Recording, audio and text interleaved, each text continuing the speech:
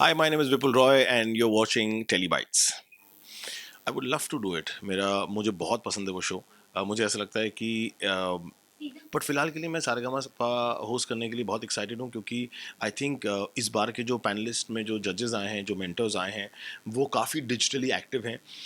But हाँ, I love खतरों के खिलाड़ी बिकॉज वो जिस तरह के वियर्ड वियर्ड टास्क देते हैं, मुझे ऐसा लगता है कि अगर मैं वहाँ पर रहूँगा तो मज़ा आएगा. Social media is not very social. It's become personal also. तो Welcome to Telebytes. thank you. कैसा चल रहा है life? I'll talk you about your projects, but how's your life going on nowadays? So life is really bright and happening because my daughter's turning 2. My wife and daughter live in America, and I hope you're fine with English or Hindi. Hindi. Hindi. तो बेटी मेरी America से वापस आई है और बीवी भी. And बेटी 2 साल की होने जा रही है, तो लाइफ एकदम जोरों शोरों पर है. मैंने इंस्टाग्राम काफी स्क्रॉल किया है हम्म. आपका आज. होस्टिंग ऐसा लग रहा है आपने होस्टिंग को नहीं चुना है, होस्टिंग ने आपको चुना है. So that's nice to hear. ये जर्नी कहाँ से शुरुआत हुई है आपकी? एक्चुअली स्टेज थिएटर मैंने भोपाल से शुरू किया था. और जब आप एक स्टेज आर्टिस्ट होते हैं, थिएटर आर्टिस्ट जिसे कहते हैं, तो स्टेज का और आपका रिश्ता पुराना हो जाता है. जब मैं एक्टिंग के लिए ट्राई कर रहा था पहले, 2005 6 7 में, तब मुझे किसी ने बोला था कि यार तुम्हारी आवाज़ और तुम्हारी प्रेजेंस जो है वो स्टेज पे बहुत अच्छी है. आप लोग भी सुन रहे होंगे. तो ऐसे ही किसी ने मुझे सुन के बताया था और उनका नाम था रोशन अब्बास. तो रोशन भाई ने मुझे बोला और वो मेरा वो शो होस्ट कर रहे थे जिसमें मैं कंटेस्टेंट था. इंडिया सिने स्टार की खोज, इंडिया बेस्ट सिने स्टार की खोज. तो उन्होंने बोला कि यू शुड ट्राई, क्योंकि तुम्हारी हिंदी इतनी साफ़ है, तुम बोलते इतना अच्छा हो, तो यू शुड ट्राई होस्टिंग. वहाँ से मैंने होस्टिंग करना शुरू किया, छोटे छोटे इवेंट्स किए कुछ ब्रांड्स के साथ. उसके बाद मुझे एक शो ऑफर हुआ कॉल्ड घर घर में, जी टी वी पर. और जब वो ऑफर हुआ तो वो घर घर के में खूब चला. मैं और मनीष पॉल करते थे उस शो को और हमने कुछ 300 350 एपिसोड किए हैं जी टी वी पर, घर घर में के. उसके बाद मैं एक शो करता था सारेगामापा स्पॉटलाइट, जो सारेगामापा के बैक साइड, लाइक जो सारेगामापा के बाद आता था. वो शो भी जितना एक्चुअल शो रेट करता था उतना ही रेट करना शुरू कर दिया. 11:30 बजे का टाइम स्लॉट, लेकिन वो भी बहुत रेट करने लगा शो. तो उन्होंने मुझे बोला कि हम क्यों ना एक स्पेशल एपिसोड करें कॉल्ड तंदूरी नाइट्स, जो रब ने बना दी जोड़ी का फर्स्ट हाफ और सेकंड हाफ ऑफ शाहरुख. उस समय मेरी मुलाकात हुई आकृति कक्कड़ से, जो मेरे साथ होस्ट कर रही थी. और वहाँ से हमारा रिश्ता भी एक शुरू हुआ. और हमने फर्स्ट हाफ ऑफ रब ने बना दी जोड़ी और second half new year special episode किया. फिर उसके बाद उन्होंने हमको बोला कि मेगा चैलेंज करके एक सीरीज़ है जिसमें सारेगामापा अपने 1000 एपिसोड्स पूरे कर रहा है, तो क्यों ना आप और मनीष ये भी होस्ट करें. सो मैं और मनीष फिर वो होस्ट करने लग गए. और उसके बाद फिर Zee Rishtey award, cine awards and so on and so forth में होस्टिंग करता ही रहा and I am back on Sa Re Ga Ma Pa to host again. जब हम कोई प्रोजेक्ट चूज करते हैं या एक्टिंग हो गया, होस्टिंग हो गया, तो हम प्रीवियसली जब जर्नी में निकल जाते हैं तो किसी ना किसी को फॉलो करते हैं, उसकी चीजों को एडमायर करते हैं. Whom you admire the most in this journey? Sorry, लेकिन मैं एक I am a big fan of an American host called Steve Harvey. Steve Harvey has been एक ग्रेट गाय. वो फैमिली फ्यूड करके एक शो चलाते हैं अपना. मुझे बड़ा मज़ा आता है उनको देखने में क्योंकि काफ़ी सीनियर हैं वो. जितने पॉइज लगते हैं उतने फ़नी भी होते हैं. कई बार होस्टिंग के लिए बात बता रहा हूँ. कई बार होस्टिंग की जर्नी में आप के फैलने के चांसेस ज़्यादा होते हैं. जैसे मैं कहता हूँ कि आपको पता नहीं चलता कि सीमा या दायरा कहाँ बना के रखना है. तो इसलिए मुझे ऐसे लोग बहुत पसंद आते हैं, जैसे डेविड लेटरमैन हैं या स्टीव हार्वी हैं, जो बहुत फ़नी होते हैं. बहुत डार्क ह्यूमर होता है लेकिन बहुत रिस्पेक्टफुल होते हैं, बहुत मज़ा करते हैं, लेकिन एक बॉर्डर लाइन के साथ. In terms of acting India में, obviously Mr. Bachchan and Shah Rukh Khan, and I love Shah Rukh Khan because of really great presence of mind, his humbleness, his attitude towards life, उनका सबको special feel करवाना, उनका सबके बारे में सब कुछ जानना. और मैंने ऐसे कम एक्टर्स का नाम सुना है जो कि अपने काम में बहुत मेहनती हैं, लोग भी उनको बहुत पसंद करते हैं, वो मेगा स्टार भी हैं और सबको वो एक समान मानते हैं. तो जितनी मुलाकात मेरी उनके साथ हुई है 2 3 बार, और जितने लोगों से मैंने सुना, आई think I am a huge fan of Shahrukh Khan. बात करूँ एक्टिंग, मतलब ये लाइन में आप हैं तो एक्टिंग को लेकर कहीं ना कहीं अप्रोच किया गया है आपको इसके लिए Uh, पोस्टिंग के दौरान? हाँ हाँ, मैं 9 टेलीविज़न शोज़ कर चुका हूँ एज अ लीड. मेरे पॉपुलर शोज़ थे FIR और पार्टनर्स. पार्टनर्स की टीम और FIR की टीम तो आप सब लोग जानते ही हैं. But working with Johnny Lever, Asrani ji, Ashwini Kalsekar, Kiku, my very dear friend. और कीकू के साथ ये मेरा दूसरा शो था. FIR में भी था और पार्टनर्स भी थे. And Kiku and me are very close friends also. तो या आई थिंक इतने सारे एक्टिंग के काम करने के बाद then again I was approached by Z5 to play Shamita Shetty and we were playing husband wife in a show called Black Widows. um, and there have been so many other shows that I've finished doing. तो I think acting और anchoring दोनों parallelly चले जा रहे हैं. So I am very happy to be a part of both worlds, interesting worlds. As you have said before, Manish Paul के साथ आपने काम किया, उनके साथ की यादें या कुछ ऐसे पल बहुत ज़बरदस्त याद है. हम जब उन्हें स्क्रीन पे देखते हैं तो मनीष पॉल मतलब कॉमेडी याद आता है, कॉमिक याद आता है. आपने पर्सनली उनके साथ टाइम स्पेंड किया है, कुछ ऐसे खुलासे करने चाहेंगे उनके बारे में टेलीबाइट्स पर कि किस तरीके की मेमोरीज आप शेयर किया है? मनीष बहुत इंटरेस्टिंग आदमी है. इंटरेस्टिंग मैं इसलिए बोल रहा हूँ क्योंकि बहुत बार ना जो उसके दिल में होता है उसकी ज़ुबान पे नहीं होता. वो इसलिए क्योंकि उसको ये मैंने उसने बैठ के उस घर घर में के दौरान एक बात की थी जो मुझे अभी भी याद है कि इमोशनली ऐसा हम सोचते हैं कई बार वो सच नहीं होता. And that Manish only told me कि यार हम कभी कभी किसी के बारे में अच्छा या बुरा सोचते हैं, वो एक्चुअल फैक्ट नहीं होता. तो अपने इमोशंस को जाहिर करना उस वक्त उसी मोमेंट पे बहुत सही बात नहीं होती. सो जो आदमी अपने इमोशंस पे कंट्रोल पा लेगा वो मेरे ख्याल से समाज में भी उतनी इज्जत पा लेगा, क्योंकि वो हर चीज़ में अपने शब्दों से अपने फीलिंग्स को नौछावर नहीं करता रहेगा. So I think I remember him for that one conversation. Also यार हम कमरे शेयर करते थे, कपड़े शेयर करते थे, खाना शेयर करते थे. हमने बहुत सारा, हमारा एक बॉयज़ गैंग था जो पूरी शूटिंग टीम थी. हमारे पूरे शूटिंग गैंग में कोई लड़की नहीं थी. सो हम लोग 35-40 लड़के आते थे. जी की टीम थी. और यहाँ खाना खाया, यहाँ स्विमिंग पूल में कूदे, यहाँ मस्ती की, गाने गाए, घूमे फिरे, जिस भी शहर में शूटिंग की उस शहर का लोकल जायका चखा और बहुत मज़ा आता था. आई think I have very very fond memories with Manish and that will go till life. Industry में जो लॉकडाउन के बाद चेंज आया है, काफ़ी चीज़ें बदली है एक्टर्स के लिए. चाहे मैं होस्टिंग की बात करूँ, अपॉर्चुनिटी मिलना काफ़ी मुश्किल हो गया, ऐसा क्या लगता है आपको? नहीं, चॉइस हो गया एक्चुअली. अगर आप प्लेटफॉर्म से बात करें तो उनको ऐसा लग रहा है कि एक्टर्स मिलने मुश्किल हो गए, क्योंकि एक्टर सोच रहे हैं हम इन्फ्लुएंसर भी बन सकते हैं. अगर हम अपने घर पे बैठ के पैसे कमा रहे हैं तो हमें दूर दूर स्टूडियो जाकर, दूर दूर शहरों में जाके काम करने की ज़रूरत क्या है. वैसे ही जो एक्टर्स इन्फ्लुएंसर नहीं बन पा रहे हैं या बहुत अच्छा काम नहीं कर पा रहे हैं, उनके लिए स्ट्रगल अभी भी उतनी ही बड़ी है. चाहे प्लेटफॉर्म बहुत सारे खुल गए हों, लेकिन फिर लोग भी उतने ज़्यादा बढ़ गए. तो प्लेटफॉर्म को एक्टर्स नहीं मिल रहे, एक्टर्स को प्लेटफॉर्म नहीं मिल रहा. जिनको मिल रहा है उनको मिल रहा है, जिनको नहीं मिल रहा उनके लिए बहुत बड़ी स्ट्रगल है. सब लोग रिलेट करेंगे इस बात से. I don't think any time is difficult, bad और good. Every time is similar. हर टाइम के अपने अपने स्ट्रगल्स हैं और इस टाइम के अपने अलग स्ट्रगल्स हैं. लेकिन कहा जाता है फॉलोअर्स को ज़्यादा इंपॉर्टेंट दिया जा रहा है आज के ज़माने में. जैसे अगर एक्टर 10 साल से काम करे, उनके काफ़ी टैलेंट हो, उनका टैलेंट है, उनका काम, उनका प्रोफेशन है, लेकिन अभी जो 1-2 साल होते हैं, जब भी आपको काम देखने की बारी आती है तो आपके फॉलोअर्स चेक करते हैं, इंस्टाग्राम स्क्रॉल करते हैं कितने ऑडियंस आप लेके बैठे हैं.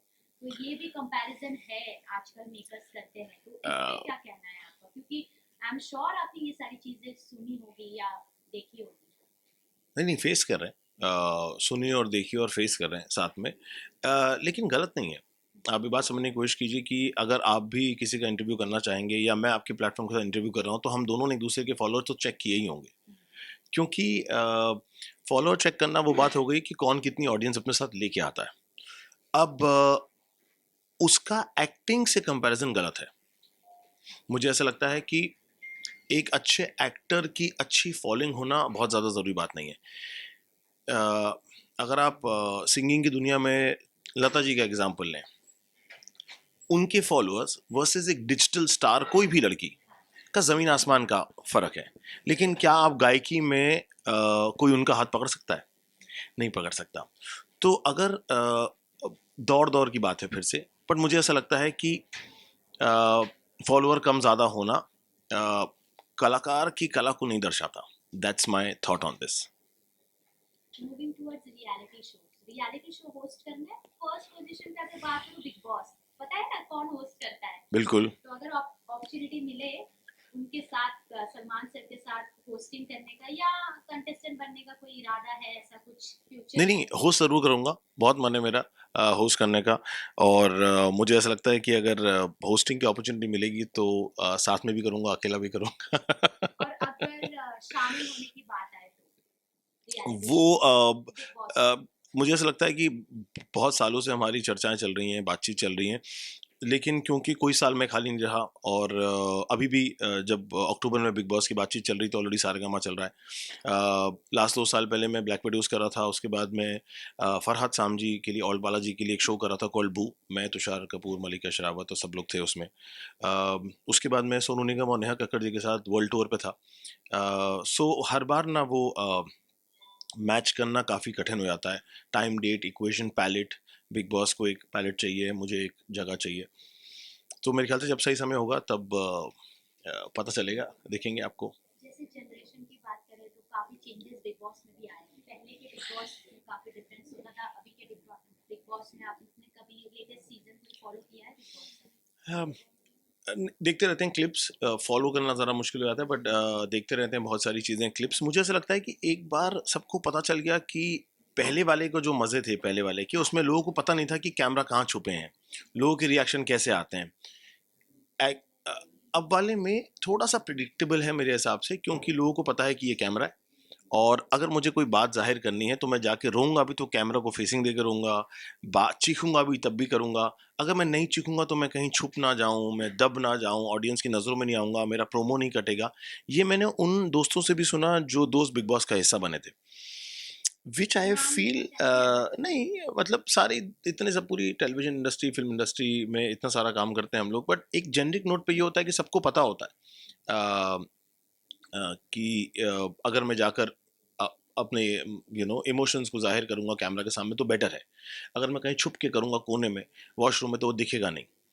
तो जो दिखना इम्पोर्टेंट है वैसे ही जाहिर करते हैं. तो कहने का मतलब ये है कि थोड़ा सा जब पता होता है तो प्रिडिक्टेबल हो जाती हैं चीज़ें. पता होता है क्यों हो रहा है. पता होता है मेरे चिल्लाने पे मेरा प्रोमो कटेगा, मैं रोऊंगी तो मेरा प्रोमो कटेगा, मैं कोई बात ऐसी कह दूंगा तो मेरा प्रोमो कटेगा. तो उससे स्पॉन्टेनिटी का मज़ा ख़त्म हो जाता है. मुझे ऐसा बस लगता है कि बाकी सब कुछ है, बट स्पॉन्टेनिटी का मज़ा जो है वो तभी आएगा जब अब कुछ पता नहीं हो लोगों को. तो कह सकते हैं आने वाले समय में अगर आपका टाइमिंग सब चीज मैच होता है तो आप बिग बॉस में, वो तो बिग बॉस में या इंडोर गेमिंग में दिख सकता है अ, next year? नहीं, वो तो मुश्किल लग रहा है मुझको, क्योंकि सारेगामा का शूट चल रहा होगा दिसंबर तक, तो मेरे कमिटमेंट्स यहीं पर हैं. और शो होस्ट करते करते कोई कैसे जा सकता है. What about Khatron Ke Khiladi? I would love to do it. मुझे बहुत पसंद है वो शो. मुझे ऐसा लगता है कि सीजन 14 फॉलो कर रहे हैं? जी कर रहा किसे हूँ. सपोर्ट कर रहे हैं? या एक्चुअली मैं कौन सी गेम सबसे ज्यादा अच्छी लगी? क्योंकि काफी इस बार काफी बहुत गर्मा गर्मी माहौल अंदर हमने देखा है कंटेस्टेंट के बीच नहीं में. यार, एक्चुअली मैं एक जनरल बात बताता हूँ. कभी भी ना मेरे हिसाब से कोई एक्टर अच्छा बुरा या कोई कंटेस्टेंट अच्छा बुरा या किसी का फेवरेट होना या किसी का नॉन फेवरेट होना, ये बहुत ही पर्सनल थॉट है. मुझे ऐसा लगता है कि मैं एक्सप्रेस नहीं करना चाहूँगा पर्सनल थॉट, क्योंकि वो जो स्पेस है ना वो डिफ़िकल्ट है. हर किसी का फियर अलग है, और इसलिए हर किसी के जीतने का फैक्टर भी अलग रहेगा. वो फैक्टर डिटरमिन करता है कि आपकी परवरिश गांव में हुई है, आप कीड़ों के साथ खेले हैं, आप ऊंचाइयों से कूदे हैं, आप कीचड़ में पड़े बड़े हैं, आप गरीब घर से हैं, आप अमीर घर से हैं. क्योंकि जितने आप खुल के बचपन में रहते हैं ना, फियरलेस अपब्रिंगिंग जिसे हम बोलते हैं, वो रिफ्लेक्ट करता है कहीं ना कहीं आपके परफॉर्मेंस में हर जगह पर. जो बच्चे बचपन से ऐसे डमरू और तारों वारों पे चलते हैं, उनको बड़े होकर डर नहीं लगता. बाकी लोगों के लिए तार पे चलना could be a disasters thing, क्योंकि वो गिर भी सकते हैं, उनको डर है. लेकिन बच्चे जो गांव देहात के जो तमाशा दिखाते हैं, उनके लिए नॉर्मल चीज़ है, वो आंख बंद करके भी चल सकते हैं. सो आई फील किसी को गेज करना है, किसी एक पर्टिकुलर का नाम लेना कि ये बहुत अच्छा कर रहा है, ये कम अच्छा कर रहा है, वो सही नहीं होगा. I think everybody is doing their best in that given zone. But एक पर्टिकुलरली कोई टास्क आप देख रहे हो कि हाँ ये इंसान ऑफ लेटली तो मुझे याद नहीं है कोई टास्क एक्चुअली. मुझे ऑफ लेटली कोई याद नहीं होगा टास्क. बट हाँ, आई लव खतरों के खिलाड़ी बिकॉज वो जिस तरह के वियर्ड वियर्ड टास्क देते हैं, मुझे ऐसा लगता है कि अगर मैं वहाँ पर होऊंगा तो मज़ा आएगा। सारेगामा होस्ट तो कर ही रहे हैं, क्या आगे जैसे आपने कहा दिसंबर तक शूटिंग है, कोई ऐसे सारेगामा होस्टिंग तो आपका चल ही रहा है, जैसे आपने कहा हर एक एक्टिंग और सारेगामा होस्टिंग पैरेलल चलना चाहिए, तो क्या हम आपको देख सकते हैं ओटीटी प्लेटफॉर्म्स या टीवी के कोई शोज में? ऑफ कोर्स बातचीत चली रही है। बातचीत कुछ बहुत इंटरेस्टिंग प्रोजेक्ट्स की चल रही है। होपफुली अगली बार जब हम इंटरव्यू करेंगे तो मैं शायद आपको बता भी पाऊंगा, बट फिलहाल के लिए मैं सारेगामा होस्ट करने के लिए बहुत एक्साइटेड हूँ, क्योंकि आई थिंक इस बार के जो पैनलिस्ट में जो जजेस आए हैं, जो मेंटर्स आए हैं, वो काफ़ी डिजिटली एक्टिव हैं।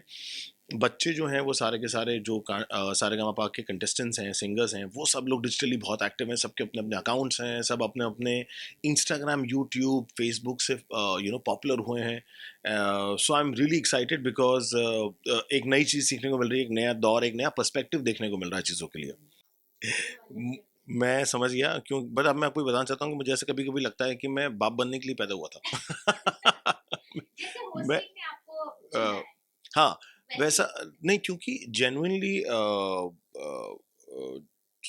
पता नहीं, जब सबके अपनी अपनी फीलिंग्स आती हैं, और जब तक मेरी बेटी नहीं थी मुझे ऐसी फीलिंग आती थी कि लोग थोड़ा बढ़ा चढ़ा के बोलते हैं बच्चों के बारे में कि हमारा बच्चा हमारे लिए इतना स्पेशल है, क्योंकि हमारे नहीं होते ना, इसलिए पता नहीं चलते।